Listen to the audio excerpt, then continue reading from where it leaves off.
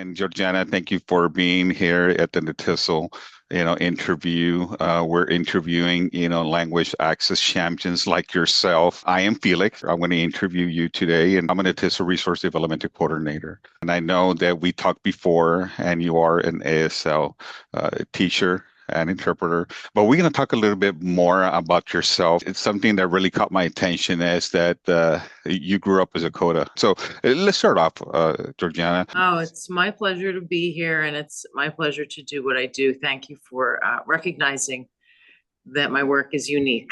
I appreciate. Yes, it is. It's very unique. When did you first realize that you wanted to pursue this interpreting role? I honestly would say it probably stems back to my college graduation. Even though I Mhm, grew up as a CODA, which is a child of deaf adults, I never once saw an interpreter working for my parents, with my mhm, parents. It just wasn't done mhm. back in the 80s and the 90s. So at my college graduation, my professors in my college at St. Elizabeth University were very proactive. They said, we're going to have interpreters for your parents at the Mhm. graduation. I thought, oh, how cool is that? It's the first time it ever happened. Uh, And when I was at graduation, I sat watching, and there was so much I couldn't understand. oh, And I wow. and I thought to myself, this is something that I'd like to rectify. This is something I could see myself doing. And it just started to snowball from there. So I didn't study interpreting professionally until after my BA. I went back to school and I did it backwards. I got the interpreting degree after the BA. But I think that's what inspired me, realizing that my parents had this language within them that I couldn't even understand. And I wanted part of that world. Thank you for sharing that with us. Did you learn ASL when you were younger or at what age? Can you tell us a little bit about that? Well, this is interesting because my mom actually sat us on the sofa every day for a lesson, for a half-hour lesson, but that started when I was 4. So how was your journey to get your master's degree in this area? The master's degree was such a wonderful experience because I was taught by doctorate level professionals who used ASL as their first language. Oh, And we were not allowed to speak. Most of, well, I would say at least 3/4 of my cohort was a deaf cohort. So we had to sign all the time. We weren't allowed to speak, not even in the dorms. And I learned so much from my cohort, from my professors, and not only about the pedagogy and how to teach, but just about the language itself and living as a deaf person mhm. for a little bit of time. It was a 2-year program, and I really am so happy that I went that route and have become a teacher because I feel as if the kids are really benefiting from what I was able to learn from my cohort and from my professors who happen to be deaf Mhm. and ASL users themselves. You're a teacher, and I can see that you're in your classroom, I am. right? I teach high school. High school. I teach 9 through 12. Oh, okay. So I have kids from age 14 up to 18. I Okay. teach ASL levels 1, 2, 3, and 4. Oh, Uh, wow. yeah, I have a very full plate. Yes. In New Jersey, it is actually a graduation requirement. Oh, it's a requirement. Wow. Yeah, it's a requirement that students take 1 year of a foreign language. And here Hmm. they have the option of sign language, they have the option of Spanish, Hmm. Latin, and French. Oh, So okay.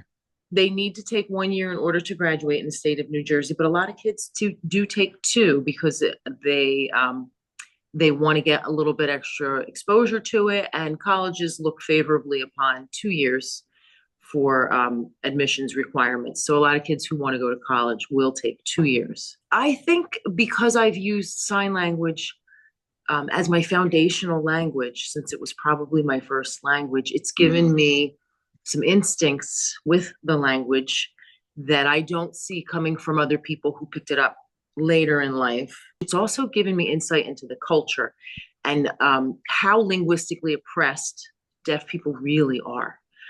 Deaf people are so linguistically oppressed, less now than in the past, but the language is misunderstood, the culture is misunderstood, the people are misunderstood.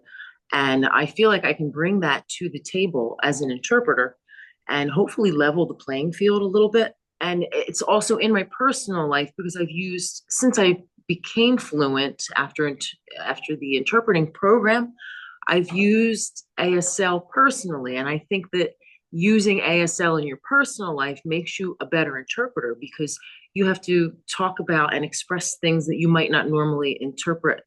You know, you have to think about how you're going to talk about maybe money, or how you're going to talk about emotions or feelings, or you talk about things like nutrition, things that might not come up in an interpreting assignment, but Mhm. you navigate your way through all sorts of conversations in your personal life using the language, and that builds your skill as far as using it professionally. It's Yeah. actually, the grammatical features are on the Mhm. face. So, and a lot of times deaf people get misunderstood as being angry or Uh-huh. upset when it's not that. It's actually, you need to furrow your brows to ask Mhm. who, what, where, when, why, because that's the vocal intonation that Mhm. we would use in a spoken language.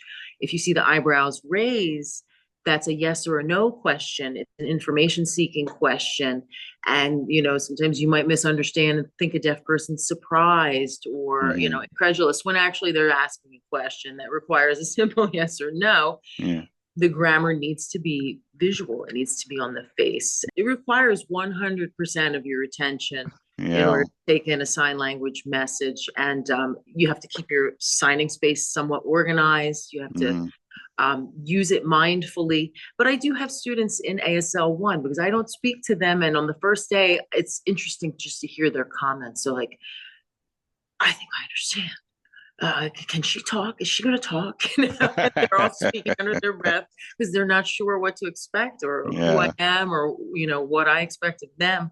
Yeah. But they get it. And the less you talk, really, that's one of my beliefs in the sign language classroom is stay in the L2, make them work to pay attention, to get the Mhm. message, and they do get it. It's to their benefit Yes. that they have to be forced to look at and see all this and only this because it helps them pick it up faster. What advice do you have for other aspiring interpreters? For aspiring interpreters, I would say you really need to use it in your personal life. Find a Mhm. way to use sign language in your personal life where it's disconnected from English, where you're not constantly thinking about, well, how would I translate that? It's not always about translating. It's about expressing a concept. It's Mhm. about turning something that's linear into something that's not linear, into something that's visual. Because with American Sign Language, you can express multiple concepts and multiple things at the same time, which is not possible in any of the linear languages that I'm aware of. Mhm. So I think using it in your personal life is key. Find a deaf friend, get a mentor, and throw out the English, and Mhm. then come back to it, and then come back to it and interpret. And as far as outside of the language and learning it and mastering it, I think aspiring interpreters need to be willing to go to bat and be an advocate because they really do have the intimate knowledge of not only the language, but the people who use it and the experiences that have brought them to this place and time. Mhm. And I feel as if we're told we're supposed to be neutral, but to remain neutral in certain instances is to be complicit in the oppression.